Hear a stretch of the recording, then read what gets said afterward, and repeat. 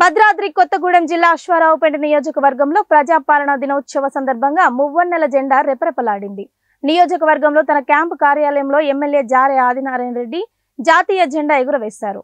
పట్టణంలోని అన్ని ప్రభుత్వ కార్యాలయాల్లో అధికారులు జెండా ఎగురవేశారు. తెలంగాణ ప్రాంతానికి నిజాం పాలన నుంచి విముక్తి కలిగిన సెప్టెంబర్ 17పై రేవంత్ రెడ్డి సర్కార్ తెలంగాణ ప్రజాపాలన దినోత్సవంగా నిర్వహించాలని నిర్ణయించింది. దీంతో రాష్ట్ర వ్యాప్తంగా ప్రజాపాలన దినోత్సవం చేయాలని ముఖ్యమంత్రి రేవంత్ రెడ్డి ఆదేశాలతో అధికార యంత్రాంగం ఈ కార్యక్రమాన్ని చేపట్టారు.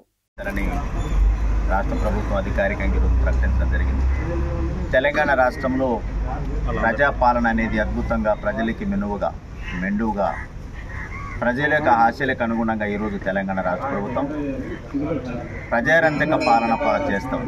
దానికి అనుగుణ ఈరోజు మరి ప్రజాపాలన కార్యక్రమం అద్భుతంగా తెలంగాణ రాష్ట్రంలో ఉండటం, ఈరోజు తెలంగాణలో మరి తెలంగాణ ప్రజలకి స్వాతంత్రం వచ్చిన దినంగా ఈరోజు రూపకల్పన చేయటం, దానిలో భాగంగా ఈరోజు తెలంగాణలో ప్రతి హెడ్ క్వార్టర్లో జిల్లా, రాష్ట్ర, అదేవిధంగా గ్రామ, మండల స్థాయిలో కూడా ఈరోజు తెలంగాణ ప్రజాపాలన దినోత్సవంగా ఈరోజు చేసుకోవడం జరుగుతూ ఉంది.